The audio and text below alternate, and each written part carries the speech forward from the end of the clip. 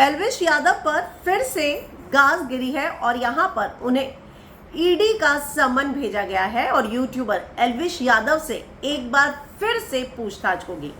तो media reports के मुताबिक उन्हें पहले जो है 8 जुलाई को के लिए समन भेजा गया था, लेकिन उन्होंने कहा कि वो फिलहाल विदेश में हैं और इसीलिए पूछताछ में शामिल नहीं हो सकते। उन्होंने छूट मांगी थी और अब 23 जुलाई के लिए उन्हें बोला गया है कि उन्हें जो है पेश होना होगा।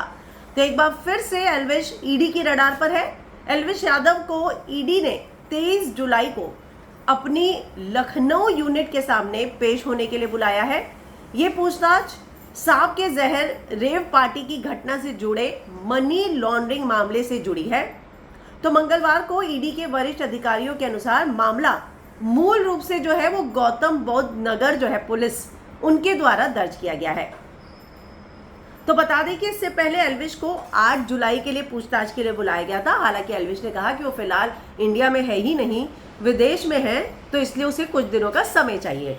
तो 14 दिनों की न्यायिक हिरासत में पहले भी एल्विश रह चुके हैं और अब इस साल मई की ही मैं बात कर रही हूँ, ईडी ने सांप के जहर की घटना के संबंध में PMLA यानी कि धन शोधन निवारण अधिनियम के तहत मामला दर्ज किया था, जिसमें बड़ी रकम शामिल होने का हवाला दिया गया था।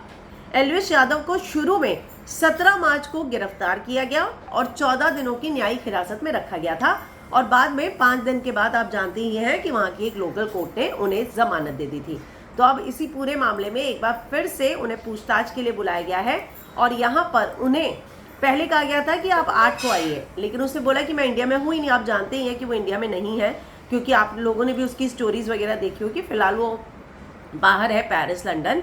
तो उसने छूट मांगी है, तो उससे कहा गया कि ठीक है, फिर जो है आप अब 23 को आइएगा। तो इस पूरे मामले में ना एल्विश यादव के एक और करीबी सहयोगी फजलपुरिया के नाम से मशहूर हरियाणवी गायक राहुल यादव से सोमवार को ईडी ने पूछताछ की थी और ये पूछताछ घंटों तक चली थी।